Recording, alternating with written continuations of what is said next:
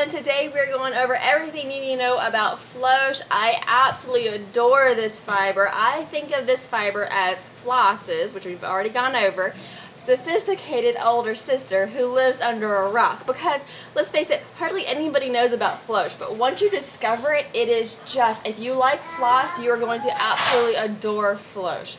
So floche comes in a huge package called a hank, and this hank is one long continuous string of this fiber. It doesn't have any breaks in it, and it's secured with a slip knot. And so if you get a hank, you cannot just pull from one end. You will have yourself a huge hot mess in a hurry.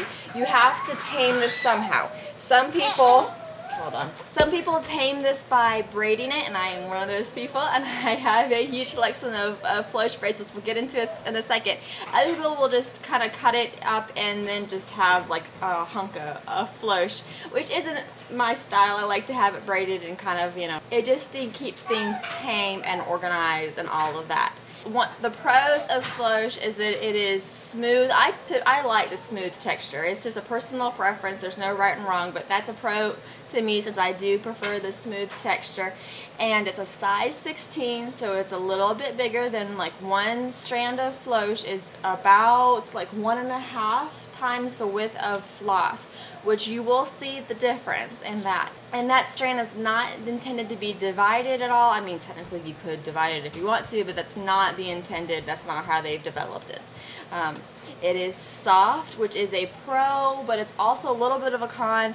So it's soft, it has this wonderful sheen, this lovely just workability to it.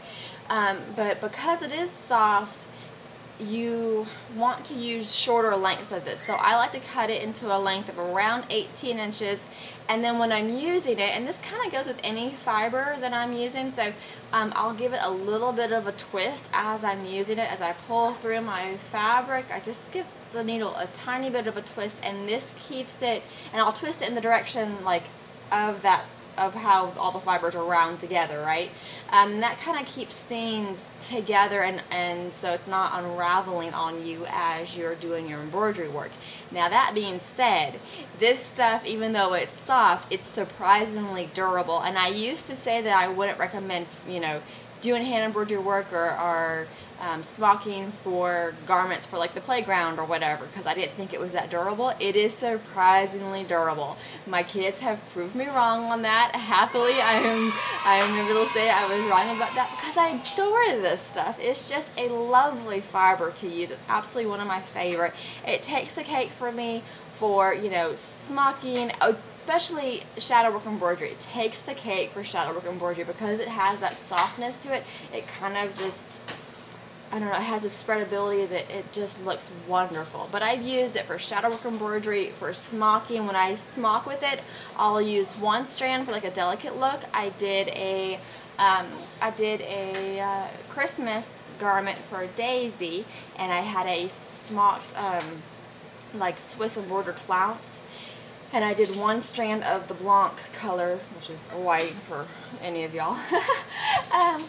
So that's white, but I just did one strand and I loved the look of it. 2 strands will give you, it's a comparable look to like 3 strands of DMC embroidery floss, which is that's the common way to smock, right? Is 3 strands. And then if you want to use picture smocking with floche, which I have done, then you will use 3 strands of it. So, but I've used it for smocking and delicate hand embroidery, and of course shadow work. I absolutely think it takes the cake with shadow work, in my opinion. I've used it for buttonholes and satin stitch and just a number of things. Madeira, you've heard of a Madeira embroidery. They use floche, and I wasn't sure if they use cotton embroidery or floche, but I ordered a bunch of kits from them, and every single one is floche. And then I've ordered a bunch of finished products, and they're all floche. And those, I think that also speaks to the durability of this stuff, because those ladies really scrub at their projects, and they also make them to last generations, So, I've also used it for cut work. I love it for cut work on lighter weight fabrics. But if you're talking about medium weight and beyond, then cotton embroider is the fiber for you, and you really need to go check out this video about everything you need to know about cotton embroider because it goes beyond cut work as well.